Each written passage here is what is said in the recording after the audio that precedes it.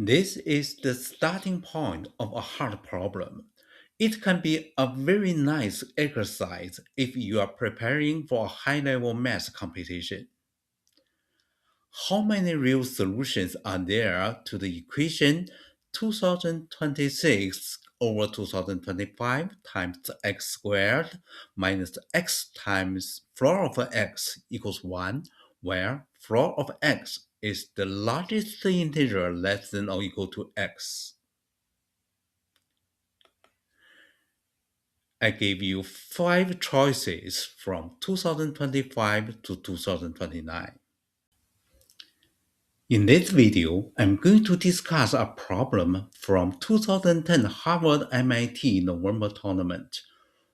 What is the sum of the positive solutions to 2x squared minus x times floor of x equals 5, where the floor of x means the largest integer less than or equal to x? We will find all solutions including both positive and negative ones. There are a total of 3 solutions, 2 positive and 1 negative.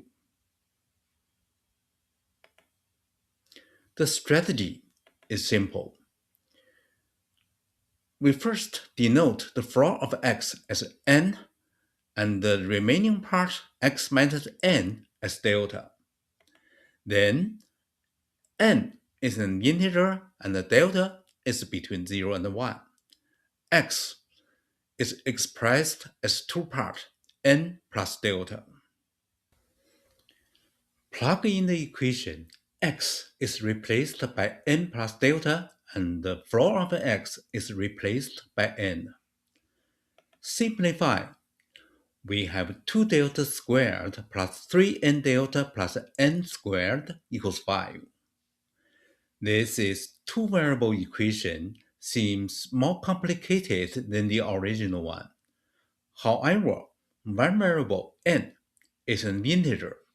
The other one, delta, has a smaller range between 0 and 1. We will see if we can take any advantage out of these restrictions. An immediate question is, what is the range of n? First, n must be less than or equal to 2. Otherwise, n squared is greater than or equal to 3 squared plus 2 non-negative terms would be strictly greater than the right-hand side 5. For a similar reason, n is greater than or equal to negative 3. Otherwise, by completing the square, we can prove that the left-hand side is also greater than 5.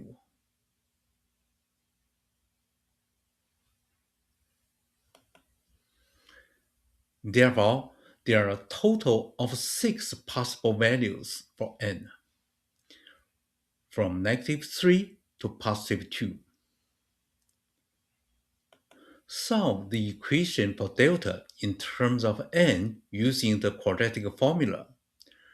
Plug in the 6 values of n, we have 12 solutions for delta.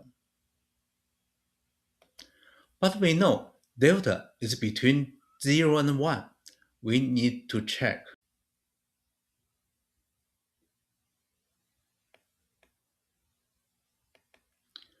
When n equals negative 3, we have 2 deltas. One of them, 1/2, is in the range. In this case, x equals negative 3 plus 1/2. For n equals negative 2, we have one positive delta, but it is too big.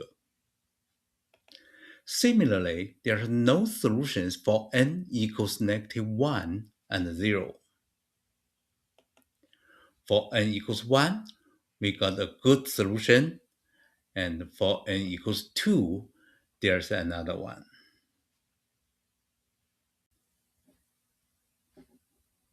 Let's look at the graph of the function f of x equals 2x squared minus x times floor of x minus 5. We can see there are 3 zeros, 1 negative and 2 positive. The function is like a parabola but is broken at integer values. This is because the floor of x is incontinuous at integer values. But the floor of x is between two continuous functions, x minus 1 and x. If we replace the floor of x by x minus 1 or x, we have two continuous functions, g of x and h of x. What are the relations among these three functions, f, g, and h? Of course, f of x is between gx and h of x. This can be used for counting the number of zeros of functions that are similar to f of x. This is the starting point of a hard problem. It can be a very nice exercise if you are preparing for a high-level math competition. How many real solutions are there to the equation 2026 over 2025 times x squared minus x times floor of x equals 1, where floor of x is the largest integer less than or equal to x? I gave you 5 choices from 2025 to 2029. And a couple of hints. 1. There are two integer solutions, 45 and negative 45. You can easily check. Another hint, 2025 and 2026 are two large numbers. I would suggest you to try some smaller numbers to see if you can find a pattern. Thank you for watching.